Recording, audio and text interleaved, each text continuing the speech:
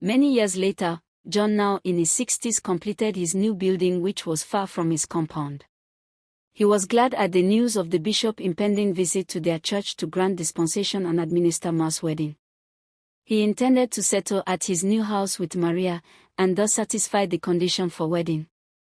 But on hearing John's renewed intention to wed Maria in the church, manager hurriedly converted back to the church with the intention to scuttle the marriage. John was unstable that manager had rejoined the church.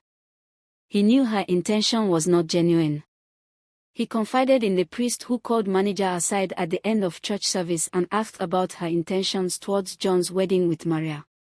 "Why these worries about my conversion back to church?" manager had queried.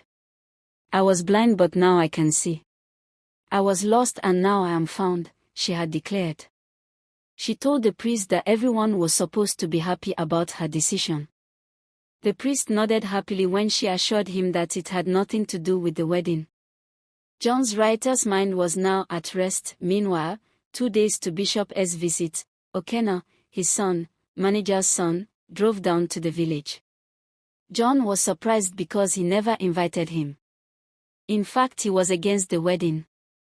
The next day his daughter, manager's first daughter, Ifeoma, who was married to the neighboring village, also arrived. John knew his estranged wife was up to something. But whatever mischief she was planning, the church would not allow her.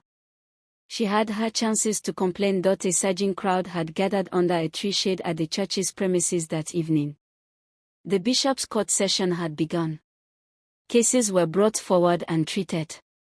Sanctions on erring church members were lifted. But most of them had come to find out which of John's wives the church, the bishop, would find eligible to wed John. The bishop sat in the middle with 2 adjoining chairs where couples or persons sat to tender their cases and plead for his permission to receive one sacrament or the other.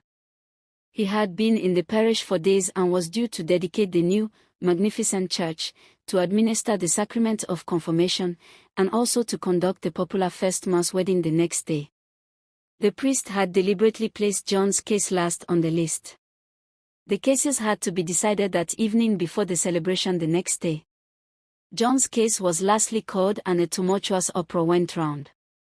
The trio came out. The priest was surprised and angry that manager had reneged on her promise. She was a betrayal. The bishop asked for another seat because they were 3. The priest gestured reluctantly and another seat was also brought. John sat in their middle. "Who is your first wife?" the bishop asked. John turned to manager, then turned the other